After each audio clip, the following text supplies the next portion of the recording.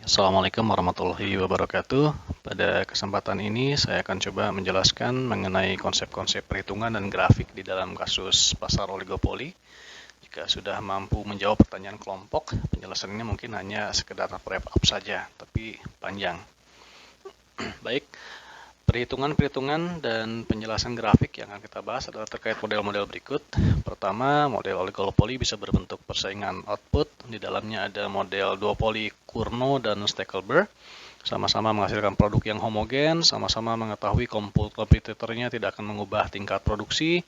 Bedanya, duopolis dalam Cournot bergerak bersamaan, sementara dalam Stackelberg ada first mover. Kedua, model oligopoli berbasis persaingan harga.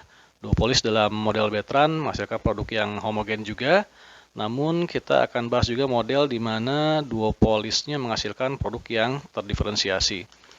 Terakhir, model oligopoli yang di dalamnya perusahaan bisa bersaing secara output maupun harga, namun ditandai dengan adanya perusahaan atau pemain yang dominan. Dominan firm ini bisa muncul karena perusahaannya sendiri yang memang paling besar relatif terhadap yang lain, tapi bisa juga diciptakan baik melalui merger, akuisisi, atau dengan pembentukan kartel dari banyak perusahaan. Kita mulai dengan model persaingan oligopoli yang pertama, persaingan output model duopoli Cournot dan Stackelberg. Bagaimana penetapan tingkat output atau tingkat harga di masing-masing model? Sebenarnya terlepas dari model persaingannya seperti apa, kita bisa menggunakan optimisasi metode optimisasi biasa, yaitu optimisasi lebih dari satu variabel tanpa kendala. Langkahnya selalu sama. Pertama, kita perlu mengetahui fungsi objektif atau fungsi profit masing-masing perusahaan. Kedua, setelah diketahui fungsi objektif, temukan choice variable. Dalam konteks kita, choice variable adalah variabel yang bisa diubah oleh perusahaan yang bersangkutan secara langsung untuk mempengaruhi profit. Untuk persaingan output, jika kita bicara perusahaan satu, barang tentu output barang perusahaan satu adalah variabel yang bisa diubah oleh perusahaan satu. Output perusahaan dua mempengaruhi fungsi profit perusahaan satu, tapi perusahaan satu tentu saja tidak dapat menambah atau menguranginya. Ketiga, setelah fungsi profit dan choice variable diketahui, optimisasi dilakukan dengan mencari turunan pertama dari fungsi objektif terhadap choice variable. Oke, kita langsung lihat contoh soalnya pada Cournot model. Seperti kita ketahui dalam Cournot duopoli model, kita memiliki dua persamaan yang menghasilkan barang yang homogen.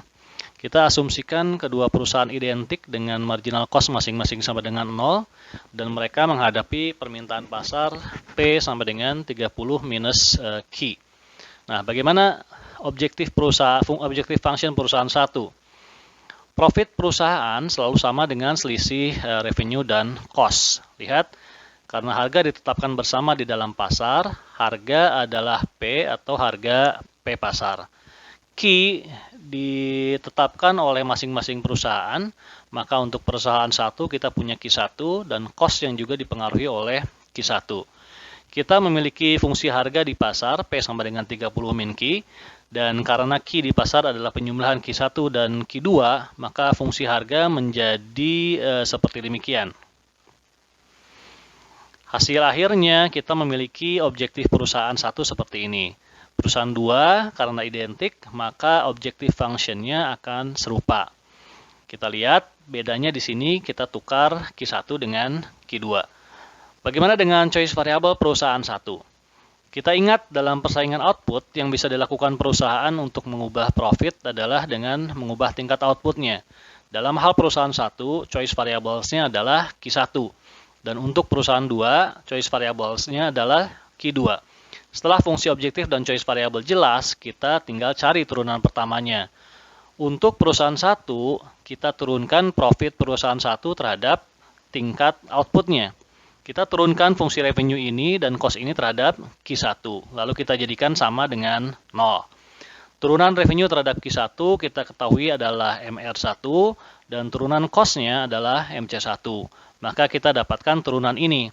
Setelah kita selesaikan persamaannya, maka kita dapatkan Q1 adalah 15 kurang 1/2 Q2.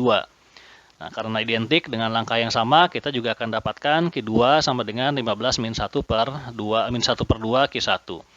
Dua persamaan Q ini yang memperlihatkan keterkaitan antara dua perusahaan duopolis. Perusahaan satu menetapkan Q1 sebagai reaksi atas penetapan output Q2 oleh perusahaan 2, dan begitu pun sebaliknya. Kedua persamaan Q1 dan Q2 ini oleh karenanya dikatakan sebagai reaction function. Jadi jika kita gambarkan, maka kita dapatkan gambar reaction curves. Lihat gambar berikut. Dengan Q1 di sumbu vertikal dan Q2 di sumbu horizontal, maka reaction curve perusahaan 1 dan 2 dapat digambarkan dengan mudah. Kurva berwarna biru ini adalah reaction curve perusahaan 1. Saat Q2 sama dengan 0, maka maksimal Q1 yang bisa dihasilkan dan dijual adalah sebesar 15. Dan jika perusahaan 1 tak berproduksi, maksimal Q2 yang akan bisa dihasilkan adalah 30. Dengan cara yang sama, kita bisa dapatkan gambar reaction curve perusahaan 2 ini. Berapa output optimal bagi masing-masing perusahaan?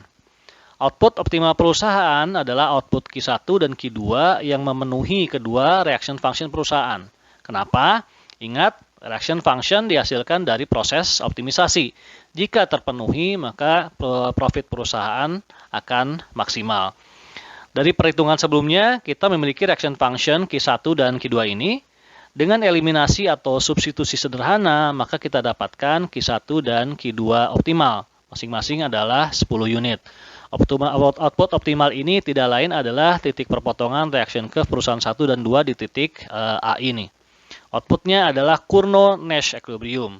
Equilibrium karena dari titik A tersebut tidak ada insentif dari masing-masing perusahaan untuk berpindah posisi. Dikatakan juga Nash equilibrium karena equilibrium dicapai dari hasil optimisasi masing-masing perusahaan given the best action yang dilakukan kompetitornya. Dengan Q1 dan Q2 tersebut, maka P bisa diketahui, yaitu P sama dengan 30 kurang 20 sama dengan 10. Dengan MC sama dengan 0 dan tanpa fixed cost, kita ketahui pula bahwa cost perusahaan adalah 0. Maka profit perusahaan 1 bisa dihitung sebagai berikut. P1 sama dengan R1 min C1 atau sama dengan P kali Q1 min 0 sama dengan 10 kali 10 atau 100. Karena identik, maka profit perusahaan 2 juga adalah 100. Sekarang masih di model yang sama, coba kita perhatikan seandainya kedua perusahaan duopolis tadi melakukan kolusi. Dengan kolusi, maka objective function adalah objective function gabungan kedua perusahaan. Tidak ada Q1 dan Q2, seperti bisa terlihat di sini. Begitu pula dengan choice variable, kita gunakan Q total. Dengan demikian, fungsi objektif total kedua perusahaan diturunkan terhadap Q seperti ini. Dari perhitungan ini, kita bisa dapatkan Q total yang optimal adalah 15, yang tidak lain adalah jumlah total jumlah output yang akan dihasilkan oleh Q1 dan Q2 di pasar. Bagaimana menggambarkan reaction curve kedua perusahaan? Dari persamaan Q1 tambah Q2 ini, kita dapatkan reaction function yang identik dari kedua perusahaan. Q1 sama dengan 15 min Q2, atau Q2 sama dengan 15 min Q1. Kurvanya bisa kita gambarkan seperti ini. Karena kedua perusahaan identik, maka optimal output bagi masing-masing perusahaan adalah di titik B. Q1 dan Q2 adalah total output dibagi 2. Hasilnya adalah Q1 dan Q2 masing-masing sebesar 7,5 seperti terlihat di gambar. Kedua perusahaan bersepakat untuk menghasilkan output lebih sedikit daripada di model Cournot. Dan kombinasi output ini adalah collusion equilibrium. Tapi tentunya setelah kita belajar game teori sebelumnya, perlu kontrol atau kontrak yang sangat ketat agar di dalam kolusi ini tidak terjadi cheating antar perusahaan. Jika cheating masih mungkin terjadi, maka kolusi tentu saja tidak akan memiliki equilibrium dan equilibriumnya akan kembali ke titik A atau titik Cournot model tadi. Terakhir, dari hasil perhitungan kita dapatkan profit dari masing-masing perusahaan saat kolusi adalah sebesar 112,5. Tentunya lebih tinggi dari profit Cournot equilibrium sebelumnya yang hanya sebesar 100 untuk masing-masing perusahaan. Output yang dihasilkan kedua perusahaan memang lebih sedikit, namun harga yang terjadi lebih tinggi dari sebelumnya. Untuk kasus saat ini, saya ingin memperlihatkan perbandingan antara Cournot, Collusion, dan Competitive Market Equilibrium. Untuk kasus kompetitif, kita ingat bahwa perusahaan tidak dapat menetapkan harga sendiri. Jadi berapapun jumlah output yang menetapkan harga sendiri, berapapun jumlah output yang ia hasilkan. Oleh karenanya, objektif function perusahaan 1 dan 2 akan seperti ini. Harga adalah tetap sebesar P bar yang diterima atau terjadi di pasar.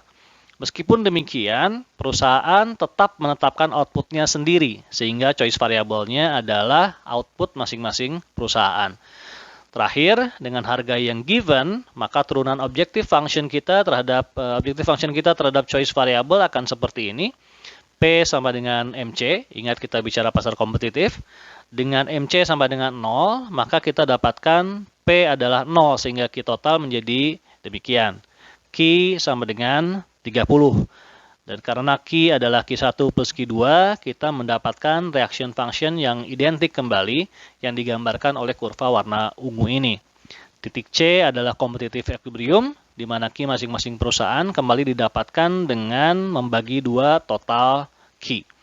Seperti bisa dilihat, output yang dihasilkan jadi yang terbesar di antara titik equilibrium yang lain, dan kedua perusahaan sama-sama menghasilkan zero economic profit. Oke, saya masih memperlihatkan reaction curve model Cournot sebelumnya di sini. Kita sekarang coba perbandingkan model Cournot dengan model duopoly Stackelberg. Informasinya masih tetap relatif sama. Yang membedakan sekarang adalah adanya first mover. Dalam hal ini, perusahaan 1 sebagai first mover. Sebagai first mover, maka objektif function perusahaan 1 menjadi begini. Perhatikan, karena bergerak pertama dan perusahaan 1 juga mengetahui reaction function perusahaan 2, maka di sini Q2 langsung disubstitusi atau digantikan oleh reaction function perusahaan 2. Langkah selanjutnya, kita bisa lihat choice variable masing-masing perusahaan. Kemudian, turunan dari objective function perusahaan 1 menjadi seperti ini. Dengan mudah kita bisa menghasilkan Q1 sama dengan 15. Q1 sama dengan 15 ini kemudian adalah jadi reaction function perusahaan 1 yang menjadi first mover. Setelah menetapkan kuantitas ini, maka output perusahaan 1 tak lagi dipengaruhi oleh output perusahaan 2. Oleh karena itu, reaction curve perusahaan 1 menjadi horizontal seperti ini.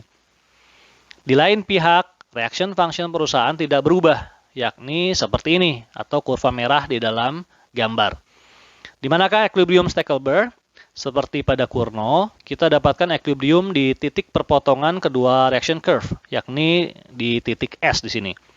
Melalui perhitungan, yaitu dengan mensubstitusikan Q1 sama dengan 15 ke dalam reaction function perusahaan 1, kita dapatkan Q2 sebesar 7,5. Dibandingkan Cournot, perusahaan 1 terlihat menghasilkan output lebih banyak, sementara perusahaan 2 lebih sedikit. Harga yang terjadi di pasar menjadi lebih rendah, dengan Q1 sama dengan 15 dan Q2 7,5, total Q adalah 22,5 sehingga P adalah 7,5. Dan dengan jelas bisa kita lihat, profit perusahaan 1 melonjak atas biaya perusahaan 2, bahkan melebihi profit kolusi. Baik, model persaingan berikutnya adalah persaingan harga, bukan lagi output. Model persaingan harga pertama adalah model Bertrand.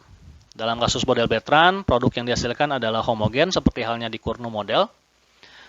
Tolong diingat penjelasan King demand curve di pekan lalu. Dengan barang yang homogen, maka penetapan harga oleh perusahaan di pasar hanya bergantung pada dua hal, yaitu marginal cost dan harga yang ditetapkan pesaing. Perusahaan tidak akan mampu menetapkan harga lebih tinggi dari pesaingnya, karena itu artinya ia akan kehilangan konsumen. Namun, perusahaan juga tidak bisa menetapkan harga di bawah marginal cost-nya, karena itu artinya perusahaan akan mengalami negative profit. Oleh karena itu, saat menggambarkan reaction curve dari duopolis, garis 45 derajat kita perlu gambarkan terlebih dahulu.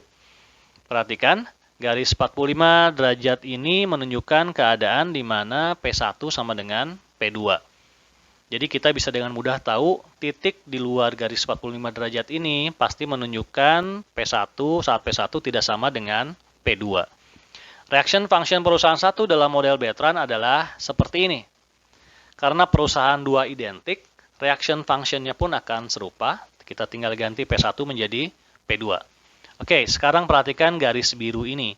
Garis horizontal ini adalah reaction curve perusahaan 1 saat P2 lebih kecil atau sama dengan marginal cost. Ini adalah P1 atau harga terendah yang bisa ditetapkan oleh perusahaan 1. Di bawah harga ini, perusahaan akan mendapatkan negatif economic profit. Jadi, kalaupun perusahaan 2 menetapkan harga di bawah harga ini, perusahaan 1 tetap menetapkan harga di P1 sama dengan MC. Namun, hal ini tentunya tak akan terjadi jika perusahaan 2 identik dengan perusahaan 1 dan memiliki MC yang sama. Oleh karenanya, garis vertikal merah ini menjadi reaction curve perusahaan 2, juga menjadi P2 minimum yang bisa ditetapkan oleh perusahaan 2. Bagaimana jika P2 lebih besar dari MC? Reaction curve perusahaan 1 adalah garis biru ini. Sepanjang garis ini, perusahaan 1 akan terus berupaya menetapkan harga P1 di bawah P2. P1 akan ditetapkan sama dengan P2 minus epsilon. Epsilon ini adalah angka pengurang, bisa berapa saja nilainya selama bisa membuat P1 di bawah P2. Hal yang sama akan dilakukan oleh perusahaan 2, sehingga reaction curve-nya akan sama. Tapi pada akhirnya, equilibrium akan tercapai di garis reaction curve awal, yaitu saat P sama dengan MC.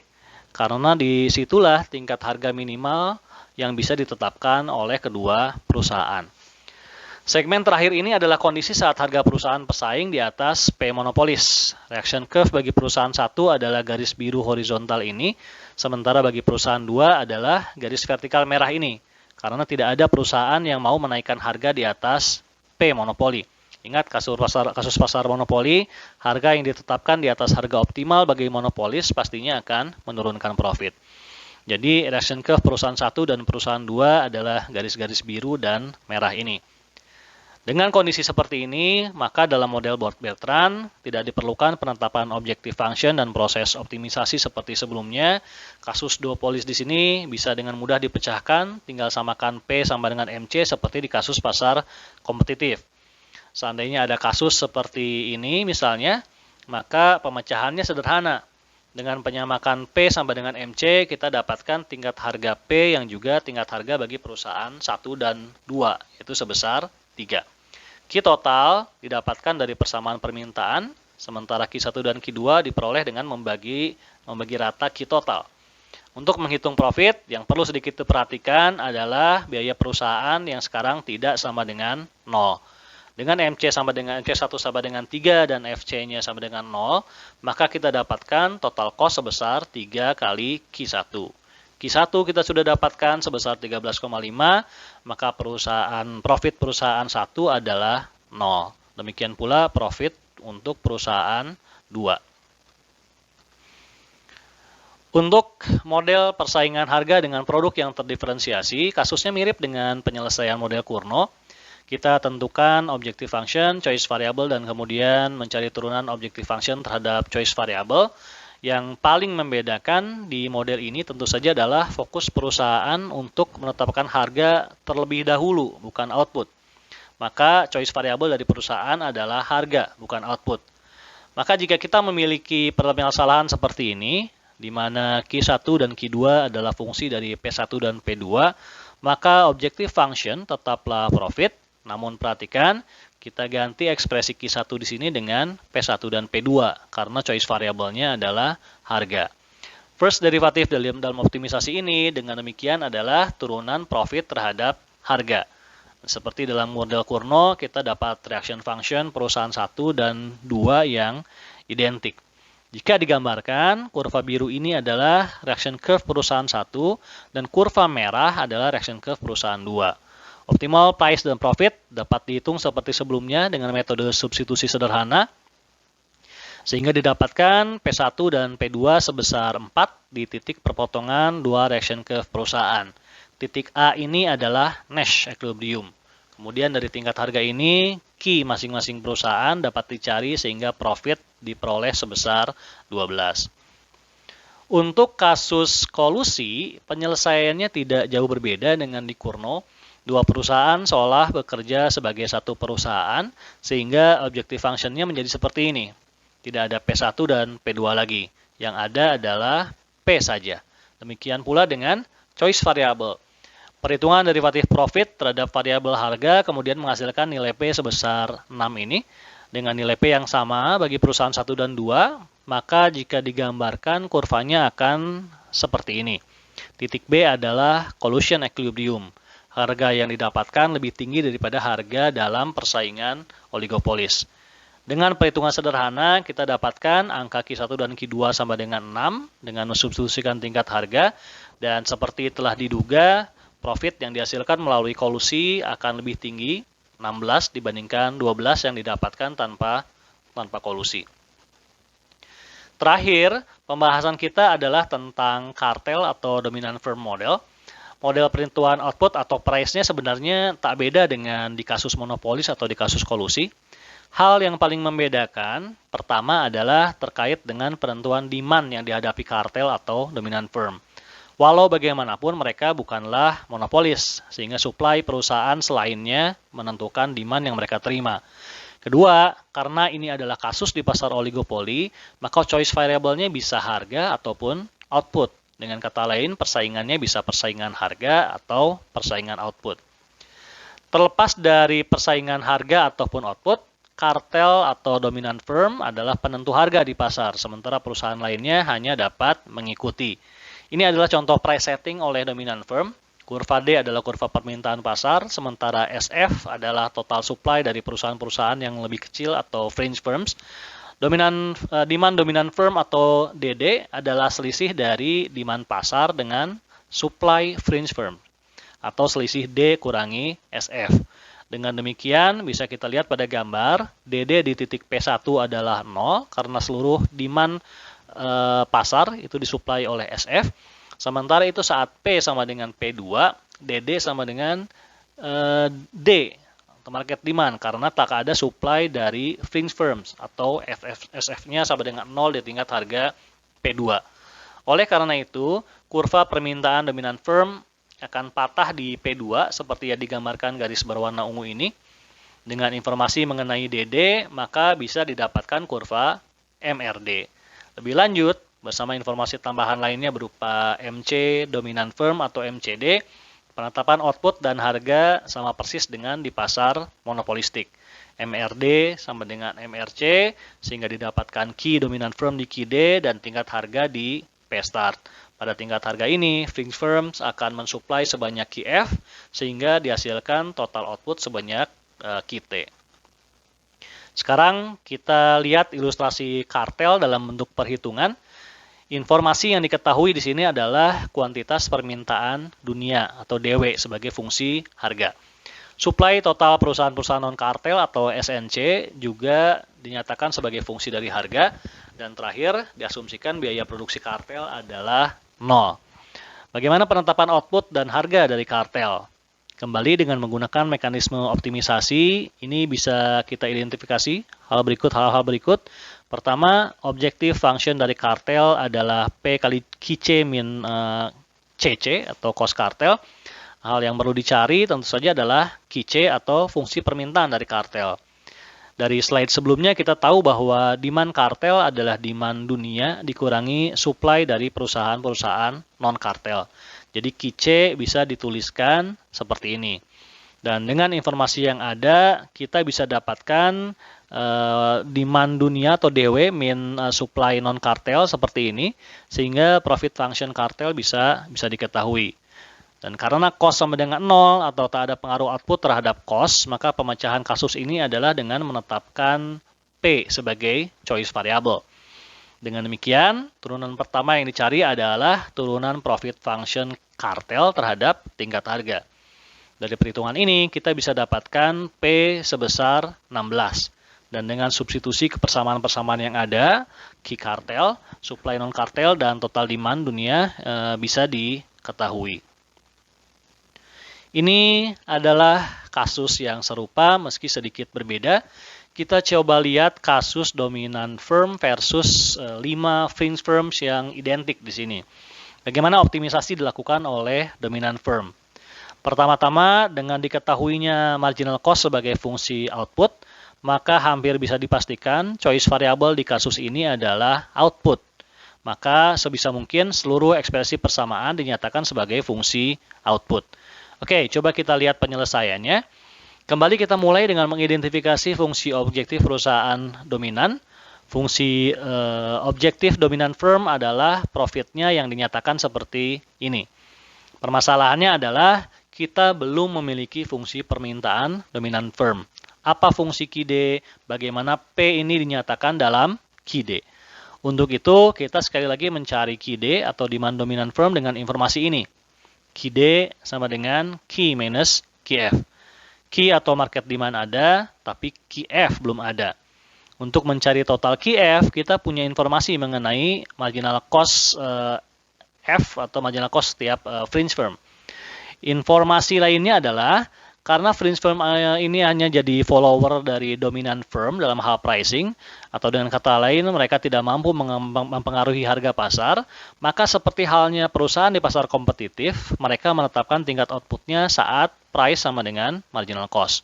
Karena setiap tingkat MC sekarang menunjukkan tingkat output fringe firm di setiap tingkat harga, maka kurva MC fringe firm mewakili kurva supply-nya. Dengan MCF sama dengan P sama dengan 20 tambah 5 Q ini, maka didapatkan Q masing-masing fringe firm adalah sama dengan P per 5 minus 4. Dan mengingat ada 5 fringe firms di pasar, kurva supply seluruh fringe firms adalah penjumlahan horizontal kuantitas supply masing-masing perusahaan. Dengan demikian, total QF didapat dengan mengalihkan Q masing-masing fringe firm, sehingga didapat total QF adalah P dikurangi 20. Setelah fungsi total QF diketahui, maka kita bisa kembali ke persamaan demand awal. Q dominant firm kini bisa dicari. Kemudian karena fungsi profit akan diekspresikan dalam variabel QD, maka QD kita inversekan sehingga kita dapatkan P di sini sama dengan 140 kurang sepertiga QD. Substitusi fungsi harga ke dalam profit function menghasilkan persamaan profit yang kini diekspresikan seluruhnya dengan variabel QD. Selanjutnya, tinggal finalisasi pencarian optimal output dan harga melalui first derivative. Oke, lumayan panjang. Semoga bisa dipahami. Kalau sulit bisa pause and